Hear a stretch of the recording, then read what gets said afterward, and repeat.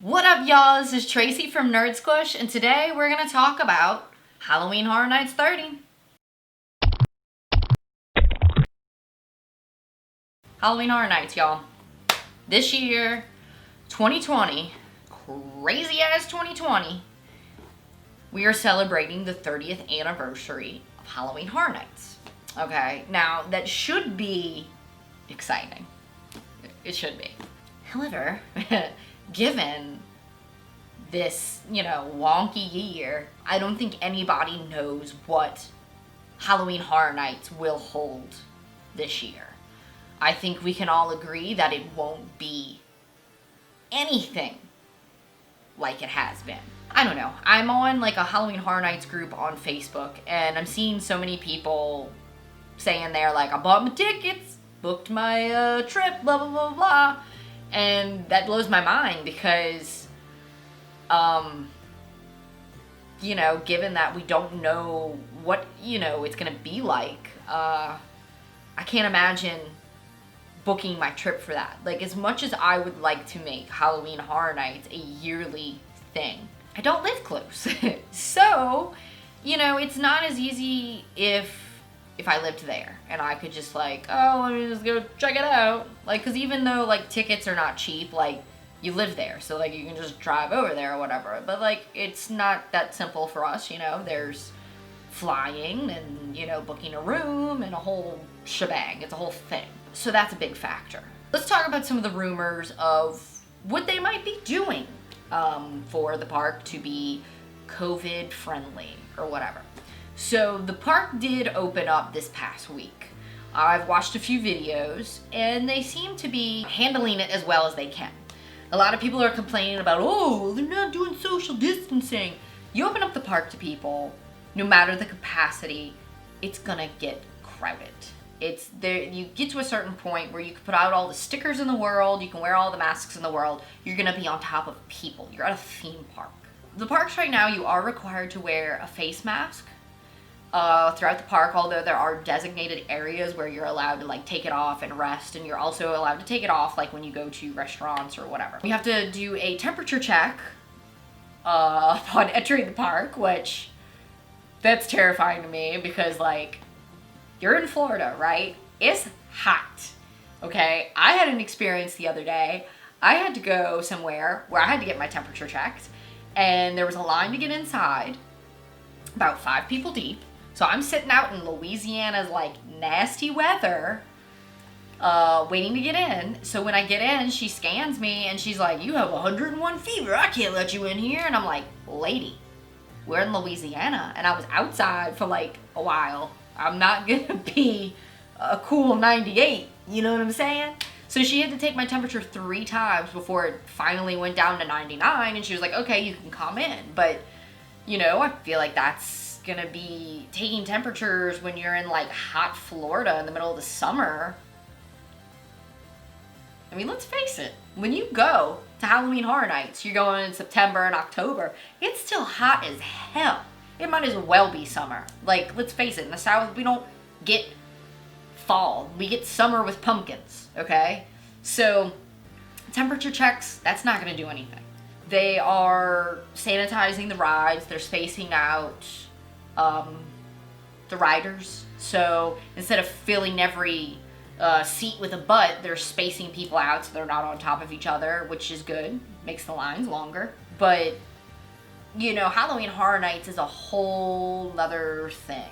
It's a whole nother animal than just a regular theme park. Because for the majority of it, you're not going on rides. You're in scare zones where you have people running up to you all the time. You're going in haunted houses where, like, you're, close to people and stuff like that. Like, I don't know how you can make Halloween Horror Nights COVID friendly and make it still worthwhile.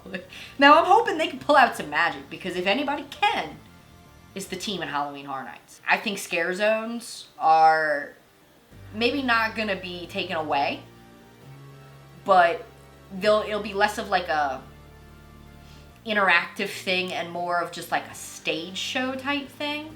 So you have like a lot of the scare zones where they had like, for instance, ones that I can think about right now, Zombieland, the Vamp 85. They had people on a stage acting stuff out. I think it'll be more of that kind of stuff, and you'll have designated marked off areas where you'll have to stand, instead of like you're in this world, you're in this zone, and actors, you know, at some points you don't know who's an actor and who's just a guest at the park. And you know, that's going to be completely different.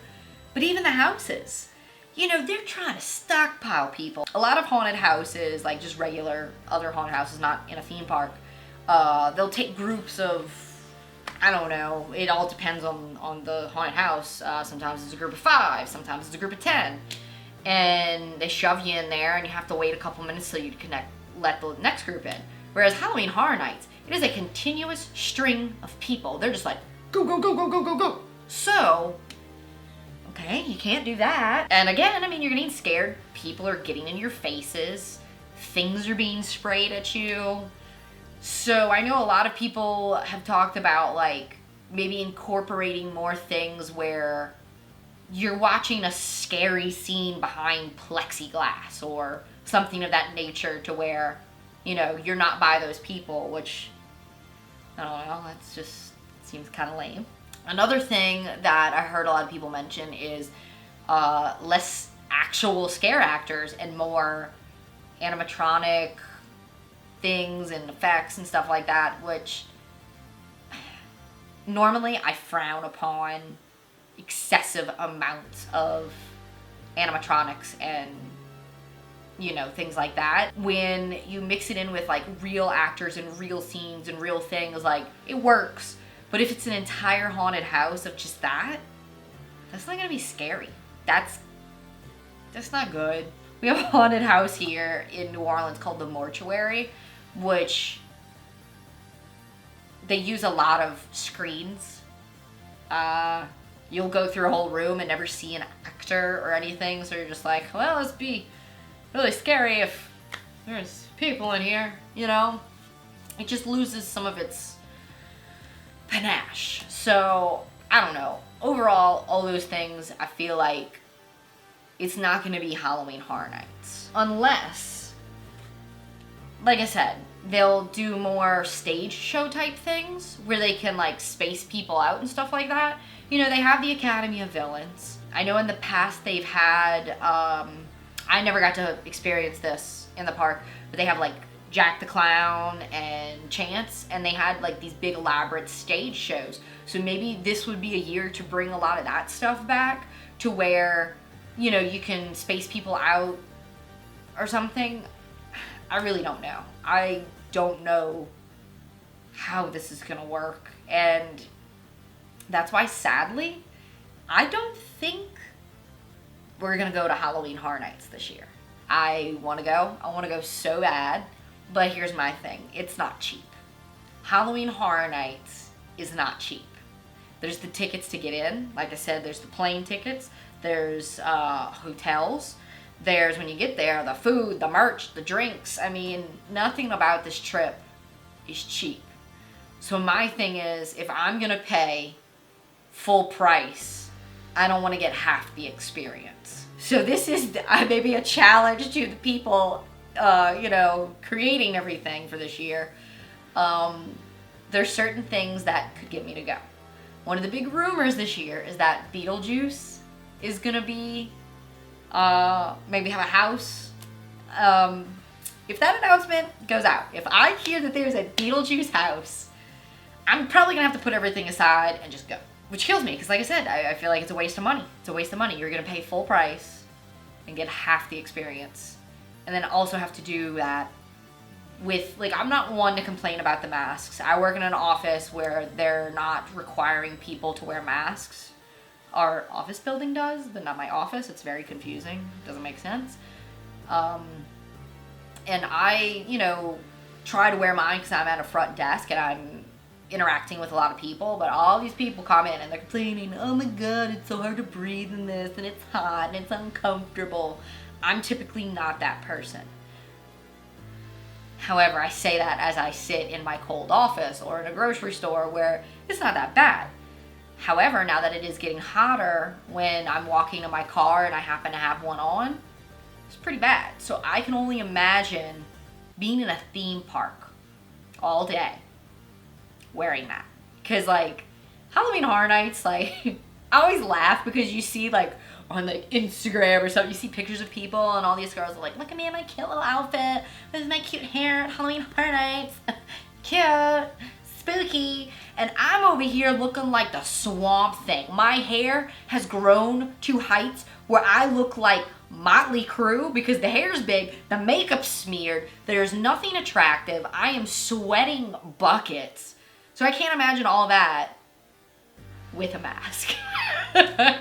And that's another reason, like, I'm like, I don't know if I want to do that. I think, as a lot of people are doing right now, I'm keeping an eye and waiting for updates.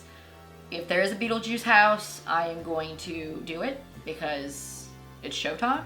There's probably other announcements that could get me to go, but we'll see. Well, only time will tell, right? What do you guys think? For all my Halloween Horror Nights fans, do you guys plan on going this year?